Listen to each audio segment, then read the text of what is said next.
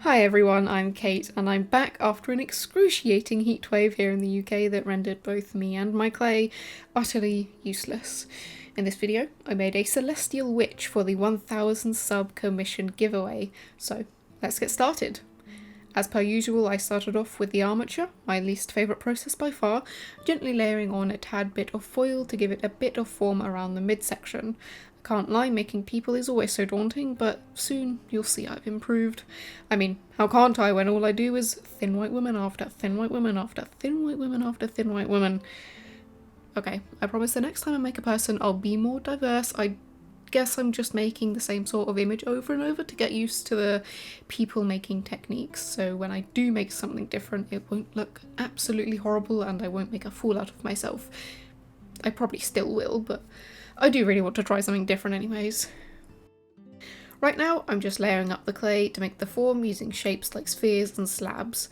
I wanted the shoes to be basic but nice and pointed at one end. The one on our right isn't going to be as detailed as the left shoe because the dress will be lying over it, so it'll be a little unnecessary to properly give it detail. But I do add a little, like the top part, and intricate details using a pointer tool, which I do on both shoes. The little thin straps on the shoe I attach with this tiny little knife, as it's kind of a flat surface that can hold the clay nicely and it won't do damage to the delicate piece of clay when carrying it.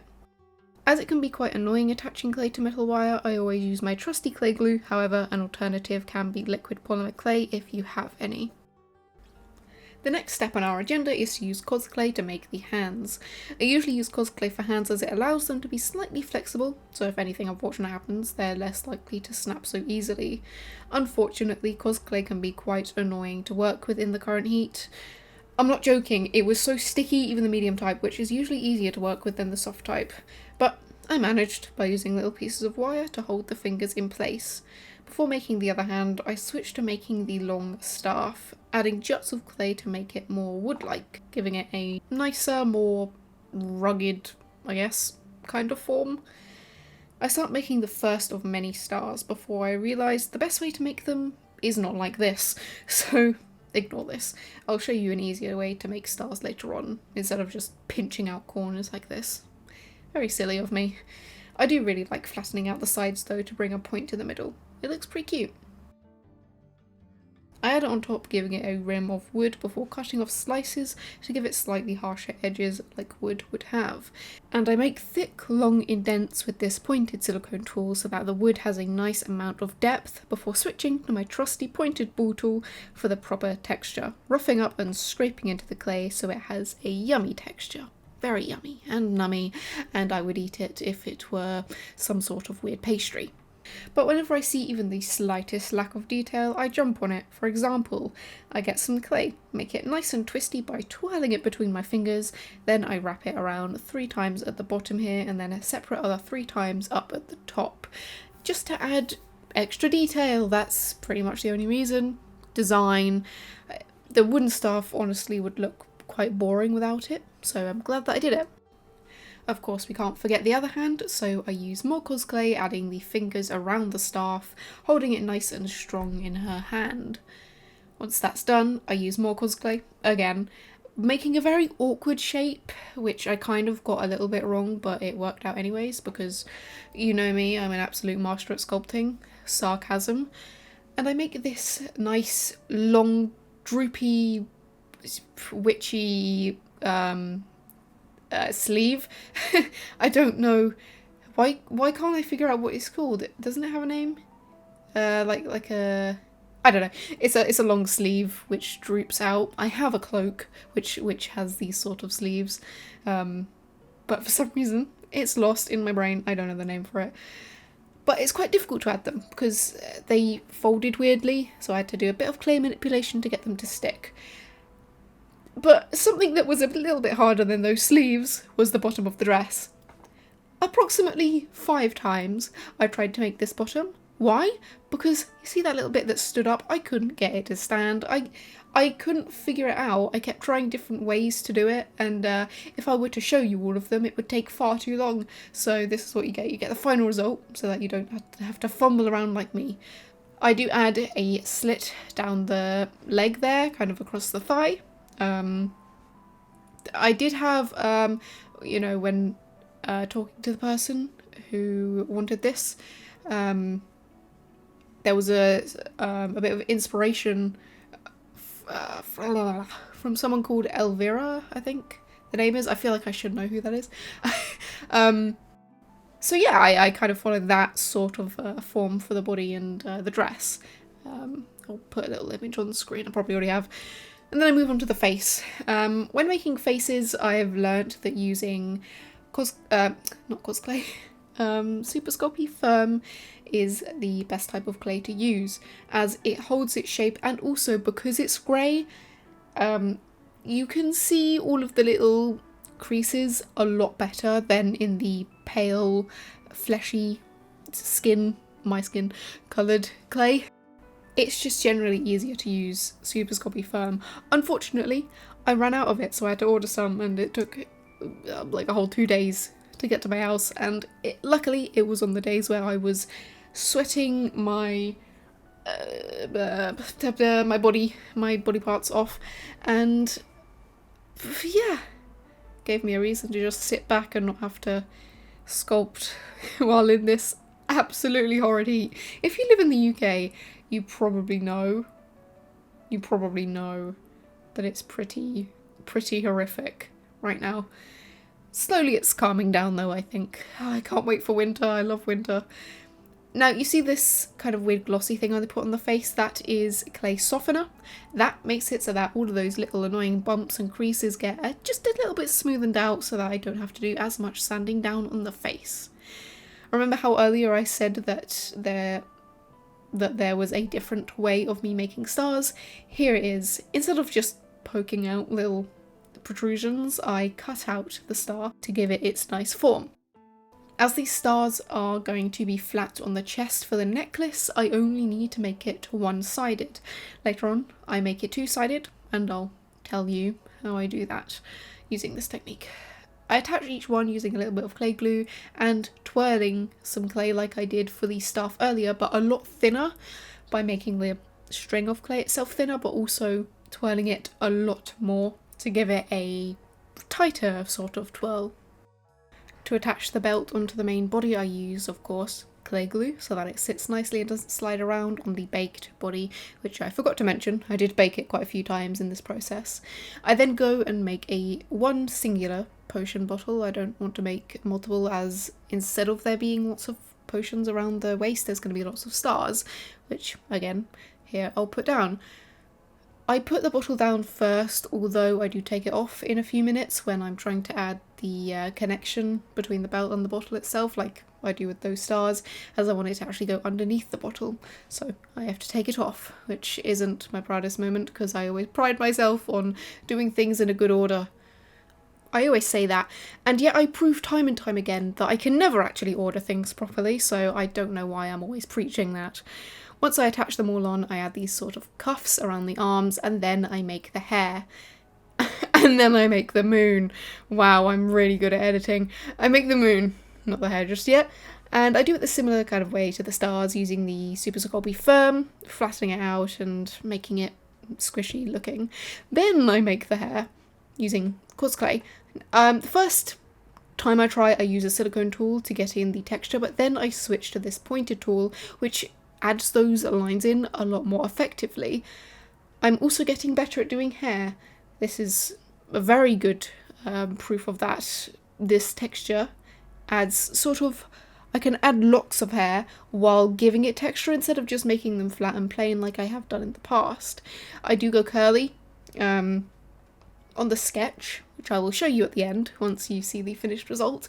I did make the hair straight, but then I decided to go with curly hair as I thought it would suit just a little better. It would add a bit more interest than straight hair. No offense to anyone with straight hair. Honestly, I wish I had straight hair. It's so annoying, especially in this heat.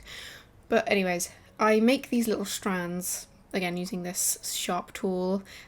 I'll tell you why I decided to switch from the silicone tool. It's because it kept making it roll around. It didn't have enough... okay, I'll use an analogy. You're using a sharp knife. You're using a blunt knife, I mean. You're using a blunt knife and it slips. Why? Because it's blunt. That made absolutely no sense. But what I'm trying to say is, it's better to use a sharp tool to get in fine details than using something blunt like silicone. That's what I meant to say. Why am I trying to use an analogy? Anyways, to curl the little twirls of hair, I just pinch it, the end between my finger, and kind of go back and forth, and it makes it wavy like this. I do layer it a few times, well, I say a few times, about 2 times, kind of the first underlayer, which is a little bit longer, and then a second layer on top, which is a little bit shorter. Then I move on to the hat using a foil underbase, and then using Cosclay on top. I don't make the hat perfectly round. I know a lot of witches' hats usually are round and more circular in shape, but I wanted this to be more pointed at 2 of the edges as I was going to add those stars. If you've seen the thumbnail, you know that there's a few dangly bits, 1 off the tip of the hat and 2 on the rim, and with it being a circle, it just wouldn't sit right, I don't think. So I decided to make it a little bit more pointed. Plus I think that form in general just looks nicer for a hat like this. Tell me I'm wrong, fine, but that's my opinion. Okay, I'm sorry. I think the heat's getting to my head. Anyways, I go in with this sort of curved tool and add a rim to the hat just to give it an extra bit of interest, and then I make the other stars, the ones which are going to be dangling. Of course, these are going to be textured on both, or not textured, formed on both sides. So what I do is I make one side, I bake them, and then I make the other side, and while that other side is soft, I will add the bit to hang them. I drill a little bit into the hat, of course after having baked it. You do not need to drill if it's not been baked. And I add these hooks that I have made out of a very thin piece of metal wire. I do the same, adding an extra hook on the other things. Sorry, there was a wasp in my room. Okay, anyways, I add the hat, and what I meant to say was I add the hooks on the stars, so that I can hook it to the hat. I just add a little curl of metal wire, the same kind of metal wire that I did to make the hooks in the first place. I then do something stupid. Who would have guessed? I was gonna make her hold stars, like kind of as if she's summoning stars. So I tried to add clay to a piece of metal wire without thinking, forgetting that of course it's not going to attach. So I actually do something slightly different than usual. You see my hands look slightly greasy, or my fingers at least. That's because I added a bit of clay softener to them to soften the clay out, which actually helped to smoothen it out and keep it on the piece of metal wire, which I never would have thought would work. And then after attaching these stars to the hat, I then attached them to this little swirl after baking it. It's a little bit flimsy. I didn't make it out of Cosclay, but I think it holds up just well. And then, of course, I attach it to the hand. I had to drill a hole into the hand, which made me sad. But once the entire thing is done baking, I begin to paint it. You notice how insanely pale the skin is. It's not actually that pale. My camera just hates me. Okay, it is actually quite pale. I'd say it's about as pale as I am. And I'm quite pale sometimes. But yes, the inspiration for the skin colour was Moonlight, I believe, if I remember correctly. And after adding the base colour of skin colour, I do then go in with a bit of a wet wash of pink, a pinkish red, to add a bit more life to the skin. Pigmentation, pretty much. Of course, adding a bit more on the cheeks and the chin and the nose, as that's where it would be a little bit pinker on the face, including the knee as well. I don't paint the hands just yet, as I want to do the dress before doing the hands. Annoyingly, my camera, again, like I said, does not like me, so what it's done is it's made the blue, at least later on you'll be able to see what I mean, it's made this blue a lot lighter than it actually is. It's not that colour, it's much darker than that. Well, not much darker, but it's darker than that. It's not that light. It looks a lot darker later on because my camera just, the more dark there is on the camera, the more it tries to lighten it up, and then it just makes all the colours look weird. I don't know how to fix it. I don't know why. It doesn't really matter because at the end of the video you'll see what it actually looks like, because I managed to adjust the colours. I'm not quite used to painting on flat surfaces. I don't do it very often because I like texture, but I must admit how it looks when I paint on something flat. It is nice. It does look nice. It does usually take a few more coats than one though. And then I go in and use my airbrush. Purple. Again, my camera doesn't like me. You'll be able to tell the colour, the purple at the end when I show off the sculpture, but you can't see it just yet because it's way too bright. I'm not used to using airbrushes. I don't use them very often, but I think I did okay. And then I start adding the details on the face. Again, this colour is not what the colour of the lips looks like. It's much darker than that, but I think you kind of get the gist by now. I give her some eyeliner around her eyes, but I do fade it out, making it look a little bit more smoky instead of a clean sort of line. I think it kind of fits nicely with the witchy vibes. And for the necklaces, I do paint them brown and not silver, as you would expect a necklace kind of chain would be, as I didn't want the silver to clash with the other silver that's going to be across the body. I think brown ties nicely into the belt. I do a little bit of colour fading, making it look shiny on the bottle, and then I move to the hair. I start with a dark grey undercoat, as, I mean, when you're going to be using metallics, I've said it in the past, using a very dark colour like black or very dark grey makes the metallic colour on top stand out tenfold, especially considering when you use metallics, there's usually kind of in certain lightings a bit of black in there, so if you add the black in manually, it looks cool. I start off by using a gentle silver, but then I go in a lot lighter at the tips of the hair. This is just to add a gradient pretty much, no particular reason, but I think it adds a bit more definition to the hair, it doesn't make it as flat, and it really highlights those curls at the end. Onto the staff, I figured something out about how to do wood.